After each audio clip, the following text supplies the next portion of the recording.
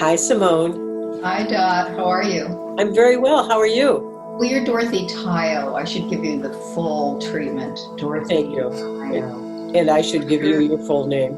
yes, Director of the Palo Alto School of Hypnotherapy. Here you are. Here we are.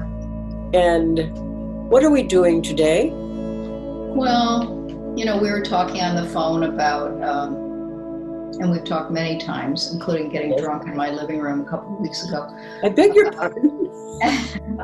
about the scene of what's going on out here in the world that's just a lot, very challenging. It's true. And how it's so easy to get absorbed in the news, and it's so easy to, not accept what's going on and get scared and all of the stuff that's happening. And so, it's so important to have a material that's uplifting and calms us down and helps us go into gratitude for what is working and what has gravitas, what really has true meaning for us. We've talked a lot in these episodes of what makes us feel alive. Mm-hmm. And so we thought, well, what is a poem or a piece that we've read that's meant a lot to us? And so well, let's do an episode on that. Yes. Then people can listen to it, and we'll interplay it amidst all the ones we've already recorded, because it's really important to find that inspiration in yourself or out here in order to keep yourself feeling good. Whether your inspiration is your child or your work or your friends or your prayer or your connection to the universe, whatever it is, you got to keep it alive. And we were talking about doing poetry. And I know you've written poetry all of your life. Mm-hmm. And we decided that we would do some poetry reading and let it be inspirational, let it be provocative, Mm-hmm. let it be the kind of thing that gives you pause for thought. Yes. About your own life. Yes. And you're going to read which one? Well, I'm so excited. I'm going to read from N. Scott Momaday, who's one of my very favorite people and writers. And he was someone that I knew at Stanford. He was on the faculty at Stanford at the same time Al Young was, and when I was a secretary in the English department in the 70s. And I was a very big hippie, long hair, big body.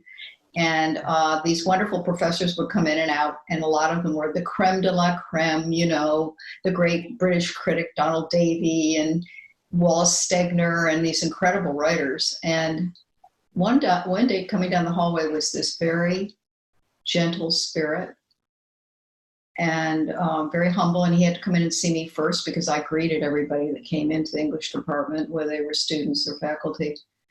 And I fell in love with him immediately. And because he was so humble and still inside, and he was new on the faculty, he was granted some kind of visiting professorship. He'd already won a Pulitzer Prize for a book called Housemaid of Dawn. Mm-hmm. And I had such a crush on him. It was embarrassing. How old were you then? 26, probably. So much so that I knew he would go to this restaurant near the campus and have dinner a lot and sit up at the sort of, it was not really a bar, but you could sit and eat dinner up there. And I would sit and eat a baked potato. And I would watch him because I read this one poem called The Delight Song. And I was so moved by Native American philosophy and just the deep reverence. It's resonated for me my whole life, this love of nature and this healing that comes from nature and this idea that we're not here to own anything, we're here to caretake it. And his whole essence was love and beauty. So he left Stanford and he went back. He's been a professor at many campuses, but then President Obama gave him this award. I can't remember if it was the Medal of Honor, it was the Medal of Literature, or something like that. A couple of years ago, and Channel 9 just did this special on him because he's the foremost Native American storyteller. He's just incredible. And I want to say to everybody, go to KQED and, get N. Scott Momaday, Momaday, and you will watch one of the most wonderful documentaries on someone's life. He's the true thing. And the true thing meaning he's kept who he is. It hasn't been taken from him. And he holds the essence of the Native American spirit so beautifully. And I love this poem. The first time I heard it, I just wept because it made me feel so alive. And I was in a difficult time in my life, and Scott would come and he would just come and talk with me and sit next to me. And oh my God, I was like, this is an angel who's come into my life. And he was only there for one semester, but he would come in almost every day. And I thought about writing him and just saying, I can't ever thank you enough. But this poem I've used it in weddings before because I feel it's such a great invocation for two people to soar together. Mm-hmm. And it's because every line of the poem is really a meditation. So I'd like to read it slowly and ask that when you listen to it out there, or Dorothy, or even myself, my inner self, that you maybe even close your eyes and picture what he's saying, because he invokes life so in such a crystal clear. It's like the skies where he lives. It's so blue, it's so clear. So I'm just going to read it slowly, and I could never do it justice. But anyway, I'm going to do the best I can. So it's called The Delight Song, and it's of a certain, I don't know if this is From the Presence of the Sun, Stories and Poems, 1961 to 1991. But it's called The Delight Song of and I don't know if it's pronounced Soai Tali. I don't speak any of the language, obviously. I wish I did. It's so fascinating. Anyway, this is by N. Scott Momaday. I am a feather on the bright sky. I am the blue horse that runs in the plain. I am the fish that rolls shining in the water. I am the shadow that follows a child. I am the evening light, the luster of meadows. I am an eagle playing with the wind. I am a cluster of bright beads. I am the farthest star. I am the cold of dawn. I am the roaring of the rain. And I am the glitter on the crust of the snow. I am the long track of the moon in a lake. I'm a flame of 4 colors. I'm a deer standing away in the dusk.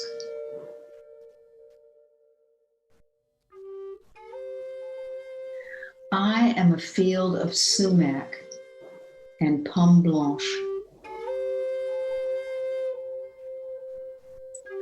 I am an angle of geese in the winter sky.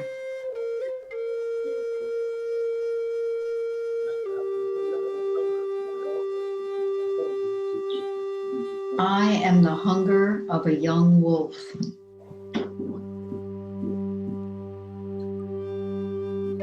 I am the whole dream of these things. You see, I am alive. I am alive. I stand in good relation to the earth. I stand in good relation to the gods. I stand in good relation to all that is beautiful. I stand in good relation to the daughter of Sen Tian. You see, I am alive. I am alive.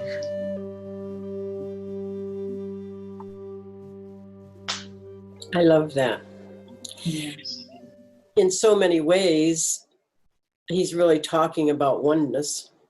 Yeah. And of being in that oneness with all that is. He is all things. Yes. How do you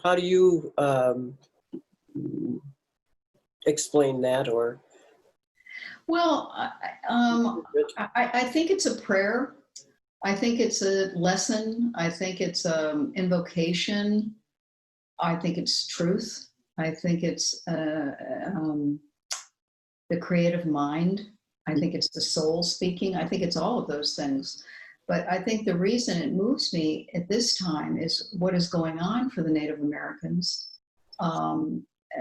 especially what just happened over the weekend with all those people going to Native American land in South Dakota, where the Oglala Sioux are. Yes. And they're showing up in costume, etc., and saying, this is our land. And just my bowing to that. But I mean, when you hear something like this, you're so right. You get that you're everything. We're all everything. We have all of this inside of us. And I think of that, and when I think I am the long track of the moon in a lake, I become that. I can be that. And I am the whole dream of these things. I'm the dream. I'm in the dream of this. So beautiful. We are, and we don't realize it. We think it's, everything out here, it's separate. And he has said, no. It's like when we did that segment, and one of the affirmations was, I am a prayer flag blowing in the wind. Oh, I know. I love that. I can't tell you how many people I heard from that said, wow, I could feel that. I could send my prayers out as a flag. I always want to find these kinds of invocations that open our heart this way, because it's so healing with everything that's going on. And one thing I know about Native American history and beliefs is that you can take my life, but you cannot take my soul. You cannot take my spirit. Yeah. And there's a whole different belief system that I feel much closer to in many ways than the great white illusion of whatever this is. I go to that. I go to that. It feels much broader to me and much more inclusive. And I think that his poem, so many lines are a meditation. Oh, yeah. So many lines, if you just listen to one line and close your eyes and be that. And it's funny because, yeah. Calm the soul, I don't know what will. Yeah, it's funny because for me, the poem too is, it's all about nature. Yes. And then right smack in the center of it is, I am a cluster of bright beads. I know, isn't that wonderful? And it's then I got, of course, because he's wearing it. It's all around him. It's turquoise, all the wonderful, wonderful jewelry and beads that are used in all these different indigenous cultures, that if we had one inkling of understanding about, the way they do, they have a sophistication that's so different, and that I just feels like going home. I just want to be around that, But yeah, was there one line that you liked better than the others, or one that drew you into? I do like the path of the moon, the path of the moon on the lake. Was that what it said? Yeah. And I am there's no long track. There's no way not to see that when it's read. And you can feel yourself as a long track of light. What an amazing thing. More. And I think too that at this particular time, when people are going through so much, and some of it real and some of it perceived, but nonetheless, still going through a lot. No. For me, reading poetry or reading something that's beautiful gets me back into myself rather than worried about what's out there. Mm-hmm. But I don't have to worry when I'm in here. That's right. You know? I have a couple of poems as well. Does that surprise you? Oh, yes. I would like to read one by Mary Oliver called Wild Geese. And just put this over here so I can see it. I know that Mary Oliver is one of your favorite poets. Mm-hmm. And this is another poem that with which we can each begin to think about what it means to us. Okay. And I know that you already have, Simone, a really good idea of this one, but it goes like this. You do not have to be good. You do not have to walk on your knees for 100 miles through the desert repenting. You only have to let the soft animal of your body love what it loves.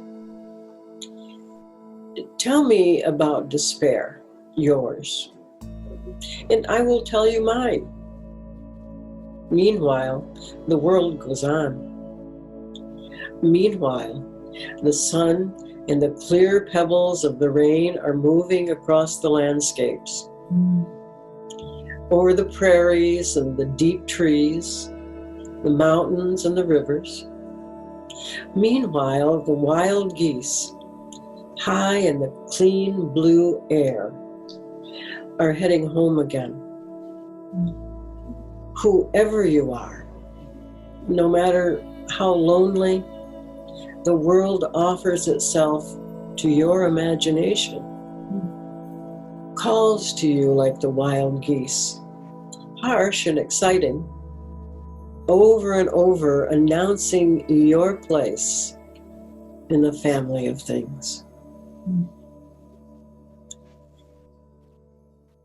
And when we think about that, so many times, and I'm going to say especially now, people are feeling lonely. People are feeling like sometimes they don't belong. And I think this poem gives meaning to, once again, nature. It gives meaning to who we really are. And I know you have read this many times, and I'd like to hear your interpretation. Sure. Mm-hmm. It's again, I think the same thing Scott Momaday was saying, that we are a part of all of it. We're part of this family. I love that last line. Read that last line again. The last line is, the world offers itself to your imagination, calls to you like the wild geese, harsh and exciting, over and over announcing your place in the family of things. Yes. Amen. In the family of things. The family of everything. And isn't that what the world is calling for right now? Yes. And isn't that where we want to be? Is to recognize that we're all in the same family. Yes. To recognize that no matter what color we are or what our cultural background is or religion or anything else, we're all in the same family. Mm-hmm. And I, of course, would extend that out to no matter whether we have a shell or wings or fur or leaves or trees or whatever we are, we're all in that same family. We're all breathing. We all have a nervous system. And we all need to uphold each other and support each other and love each other. And these poems just breathe that. I mean, it's so lovely. It's interesting. He talked about the angle of geese. And she talks about the what of geese. She says something, well, it's wild geese, but something about their angle too. High in the clean blue air, heading home again. Oh, you can just feel it. It's so wonderful. The magic of words, you know. You know, sometimes I don't want to wax too spiritually here, but Please do. I have to a little. We're all heading home. Yeah. Yes. You With know, every breath. and again, when Yeah. you think about it, and it is all the same home. It's all the same home and it's all the same family. So how can we not be family? We're all heading to the same home at some time. Mm-hmm. I think it's interesting too for those of us that are watching that are very empathic like you and I are, and this thing about wanting to be at one with everything, but then sometimes when we're around people or situations, we take in too much stuff, we absorb too much as empaths, and learning how to be here and learning how to be at one with life, with nature, without holding the burden and the suffering so that it harms us or limits us or, you know, and that's all up to us. That's all our decision. It's not being done to us or anything like that. But Right. it's it's a juggle for me. I know that, you know, because you know me, I love to be, my happiest times are being at one in meditation. And then when I come back out, here's the world and everything. And here I am in it. Offered. Everything that's being offered. It's a big package right now. Yes. But if we can stay with, you know, out in nature, for all the people in the world that can't leave their home for some reason, if you would read these poems, it will awaken nature within you. And then you can take these wonderful journeys. You know, sometimes when I'm working with a client, I will often say, what I'd like you to do before you come back for the next session, not every person, obviously, but Yeah. I will say, I'd like you to write a poem. Mm-hmm. Just sit in the quiet of your room and just write a poem. I don't care what it's about. And people will go, oh, you know, I'm not a poet. Yeah, I know. I know. Your life is a poem. Write it. Oh, that's beautiful. Yeah. Yeah, you're giving them permission, right, to step out of their fear. That's really good. Well, not only that, it lets them, to write a poem, you have to go inside. You have to do some contemplating. Mm-hmm. Mm-hmm. And most people are out here, you know, they're outside themselves rather than inside. Mm-hmm. Yeah, the poets that I hung out with in my 20s and 30s and 40s when I was really into being a poet were the most sensitive people. Poets love what they do because they don't make a lot of money from it. They love it because it's a healing. It's a healing to put those words and that timbre and the rhythm and the metaphor and all the rhythmic parts of poetry that are so wonderful. Whether you like rhyme or not, I mean, there's so many different styles of poetry. And I wish that for everyone, to have one great book. I would say one Mary Oliver book, one Scott Momaday book. Yes. And you had someone else that you wanted to read today? I do, but I would like to have you read something of yours. Well, mine's a little different. The one that I chose is a little bit different from my anthology. It's a little up. It's more kind of upbeat, hip kind of thing. It doesn't really follow in that direction, but I mean, I'll do it. Why not? Why not? This is from my first book called Networks, which is an anthology of San Francisco Bay Area women poets. Oh. Which came out in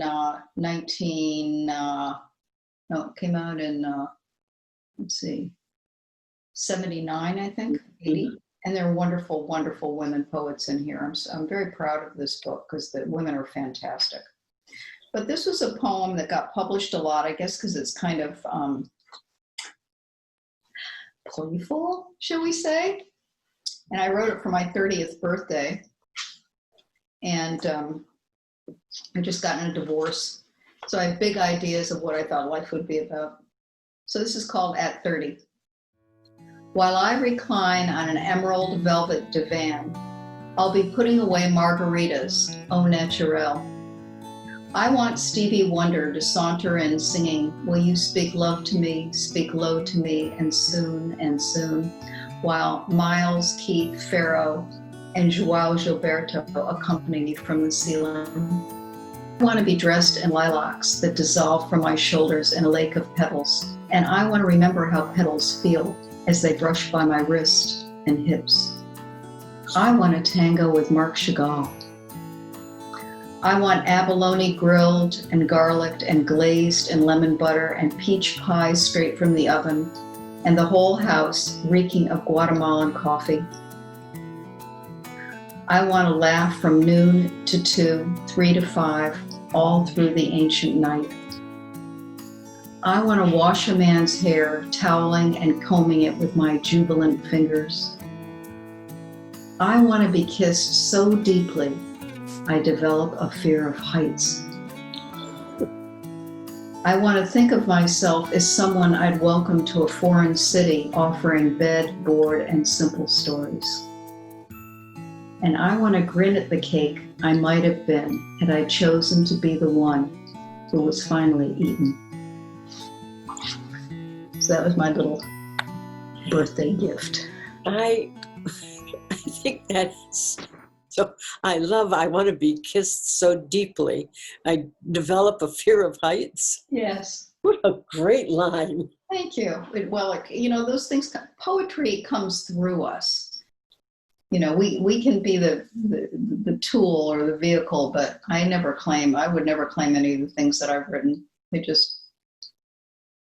It's just surrender. It's pure surrender. But I think the poem itself says so much about you, mm-hmm. from the point of view of where you were when you were 30. Sure.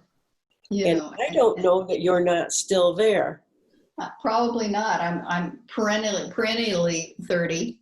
In fact, Locke, my husband, and I were talking, and he's 90, and he was saying he's definitely 45 inside. I said, cool. Mm-hmm. And I had to go inside myself and say, oh, no, let's see, where am I now? If he's 45. And then I thought, don't go there. No. How old do you feel? And I said, 42. That's how I feel at 42. And mm-hmm. I'm way up there. Mm-hmm. It's a question. 42. How about you? At this point, I'd probably say about 58. 58, yeah. Yeah. Did something important happen at 58, or is that just an intuition? No, it's just a feeling. Mm-hmm. I often ask that question of people. Yeah. It's important, isn't it? It is. I asked that of a client one time who was complaining that she was 60 and her life was over. And she was a teacher and she had retired. And she said, well, my life is over. I always wanted to be an author, and now everything's too late. And I said, really? How old are you inside? Wrong person to say that to. And she said, well, what? She said, well, about 40. I said, then be it and write your book. Mm-hmm. And she did. Oh, terrific. All it is a shift in perception. In that moment, all kinds of things can happen. Yeah. And just for the viewer, I wonder how old you are inside. That's right. That's something to think about. And how old do you want to be inside? That's a question too. And there is another one. Yeah. I just thought of a poem I really love a lot. It's a very interesting poem for right now, for what's going on. But it's one of my favorite poems, and it's just called Poem. Can I just say it? Yes, I can remember it. It's by Tom Clark, who lives in Bolinas, or used to live in Bolinas, terrific poet. Like musical instruments abandoned in a field, the parts of your feelings are starting to know a quiet. The The pure conversion of your life into art seems destined never to occur. You don't care. You feel spiritual and alert as the air must feel turning into sky, aloft and blue. You feel like you'll never feel like touching anything or anyone again. And then you do. Tom Cook. Nice. The magic of poetry. When did you start writing poetry? Me? I started when I was about 9, something like that, 9 or 10. Really? Oh yeah, that's not unusual though. Lots of kids write really. But you know, I was in New York and I wanted to escape. And poetry is a fantastic escape, like any art form is. So I had great fantasies of, you know, being the next Walt Whitman or whatever. And I had a lot to write about. I had a lot of story already that I curated from living, you know. And also I love jazz, and poetry and jazz are a lot alike. Oh, yeah. Absolutely. And in New York, well, yeah. you can't get better poetry or better jazz. No, you can't. I think that does it. There's a lot out there for you to read and take in and anchor inside of yourself and, you know, enjoy and become, and to take you out of the misery and some of the, you know, the difficult situations that we have going on right now that foster a lot of fear. And there's so much out there that's so, it's just so inspirational. It's just wonderful. And we hope that this has been inspirational for you today. And we love it. Gives you something to think about, and perhaps you might consider writing a poem.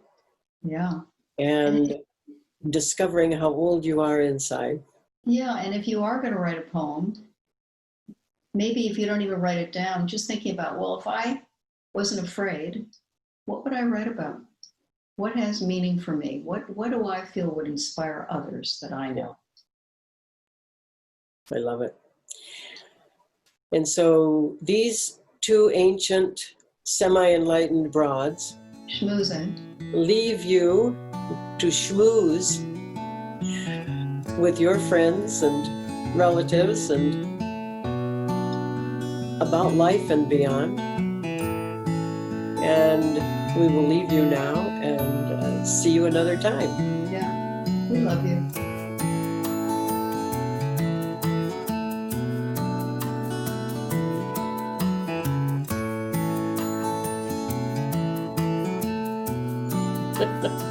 Bye-bye. Subscribe, please, and tell others so we want to keep going forever through eternity.